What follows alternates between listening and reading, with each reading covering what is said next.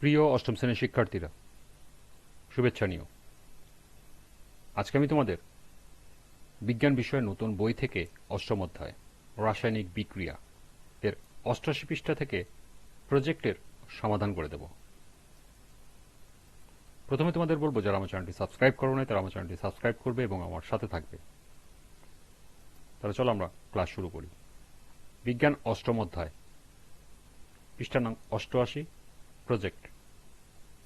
তোমরা নিজেরা ৪-৫ জনের গ্রুপ তৈরি করে আমাদের দৈনন্দিন জীবনের সাথে ওতপ্রোতভাবে জড়িত অন্তত ৫টি রাসায়নিক বিক্রিয়া খুঁজে বের করো। এই সকল বিক্রিয়ার শক্তি রূপান্তর ঘটে কিনা চিন্তা করো। শক্তির রূপান্তর ঘটলে কী ধরনের রূপান্তর ঘটে তার উপর একটি প্রতিবেদন তৈরি করো। তো চলো এখন আমরা এর সমাধান দেখে নিই।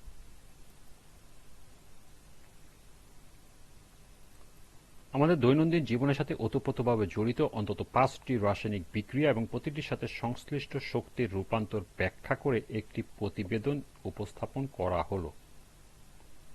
প্রতিবেদনের শিরোনাম শক্তির রূপান্তর। আমাদের প্রতিদিনের জীবনে নানা ধরনের রাসায়নিক বিক্রিয়া ঘটে থাকে, যেগুলো আমাদের জীবনধারা চালিয়ে নিতে অপরিহার্য। এই বিক্রিয়াগুলোর অনেকগুলোতেই শক্তির রূপান্তর ঘটে থাকে।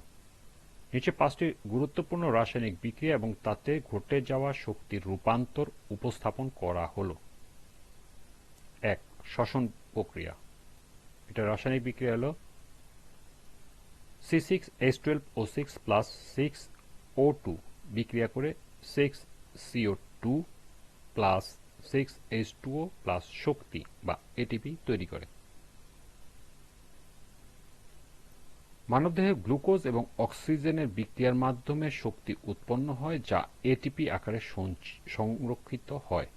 এখানে শক্তির রূপান্তর হলো রাসায়নিক শক্তি থেকে তাপ ও যান্ত্রিক শক্তি। ২. দহন, জ্বালানি পোড়ানো, যেমন রান্নার চুলায় গ্যাস।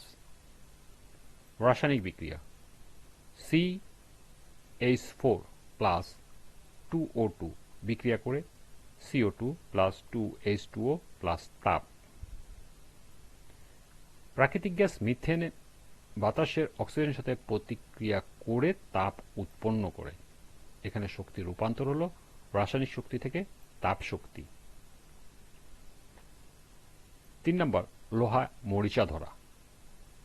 রাসায়নিক বিক্রিয়া হলো 4Fe plus 3O2 plus 6H2O বিক্রিয়া করে 4FeOH3 উৎপন্ন করে।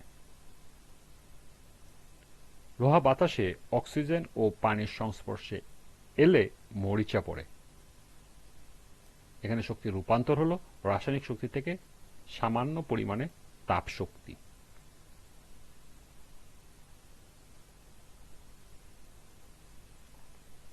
৪ নম্বর হলো খাদ্য হজম। এটা রাসায়নিক বিক্রিয়া হলো স্টার্চ অ্যামাইলেজের সাহায্যে গ্লুকোজ উৎপন্ন করে। প্রোটিন, কার্বোহাইড্রেট ও চর্বি এনজাইমের সাহায্যে ভেঙে ছোট অণুতে পরিণত হয়। খাদ্য হজমে জটিল অণু ভেঙে সরল অণুতে পরিণত হয়, যা শরীর শোষণ করে। এখানে শক্তির রূপান্তর হলো রাসায়নিক শক্তি থেকে তাপ শক্তি প্লাস যান্ত্রিক শক্তি।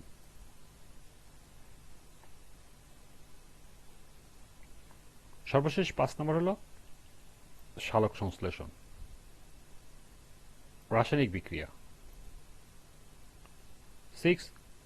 CO2 প্লাস 6H2O প্লাস আলোক শক্তি বিক্রিয়া করে C6H12O6 প্লাস 6O2 উৎপন্ন করে। গাছের পাতা সূর্যালোকের সাহায্যে কার্বন ডাইঅক্সাইড ও পানি থেকে গ্লুকোজ তৈরি করে।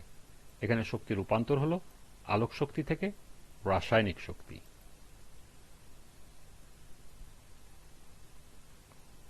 পরিশেষ, উপরের প্রতিটি রাসায়নিক বিক্রিয়ার মাধ্যমে শক্তির এক রূপ থেকে অন্য রূপে রূপান্তর ঘটে। শক্তির এই রূপান্তর জীবনের অবিচ্ছেদ্য অংশ এবং জীববৈচিত্র্য ও প্রযুক্তি ব্যবস্থাকে সচল রাখে। এসব প্রক্রিয়া আমাদের দেহ পরিবেশ এবং প্রযুক্তিগত ব্যবস্থার মধ্য দিয়ে শক্তির প্রবাহ নিশ্চিত করে। সর্বশেষ প্রতিবেদন প্রণয়নকারী এখানে তোমাদের নাম লিখবে, শ্রেণী অষ্টম শ্রেণী।